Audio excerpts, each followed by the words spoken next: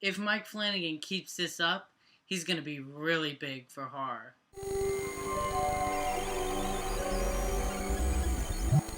Now, Hush has a plotline that's pretty basic, but a deaf woman is being stalked by a killer outside her isolated home and has to fight for survival. Now, Hush was one of my most anticipated horror movies of 2016 because I love Mike Flanagan as a director. I loved his work in Absentina and recent Oculus. So going into this movie, I had extremely high hopes, being a big, massive slasher movie fan. And to be honest, you guys, this movie met those expectations. Hush was fan-freaking-tastic, you guys. This movie was so intense and held my attention from the moment this movie started to the moment the credits rolled. This movie is just the classic sort of nail-biting thriller.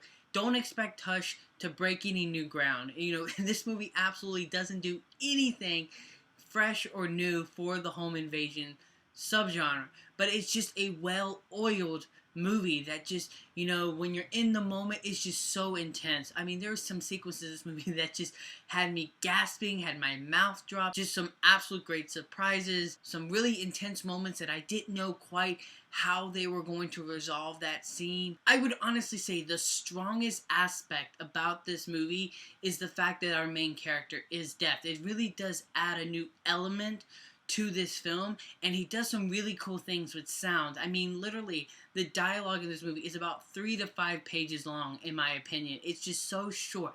Majority of this movie is just in pure silence, and it really adds up. As for the performances are really, all the actors do really good work in this movie, especially Katie Siegel as our deaf woman. She comes off extremely likable in the role. I mean, you really, really like her. Of course, she has no dialogue in this movie, so all of her likability comes through her performance, and she honestly knocks it out of the park. John Gallagher Jr. is extremely menacing as our killer. You know, at first you feel like he's going to come off as just this sort of stone cold, faceless character, but they do some really cool things with him, and he actually comes more alive as the movie progresses, and I thought that that was a really cool and unique take. Also, though, Mike Flanagan, man, he can direct a movie. This movie looks fantastic. A lot of the movie is shot in the dark, and yet you know exactly what's going on. It's extremely well lit. The movie is paced perfectly. Hush is just a nail-biting thriller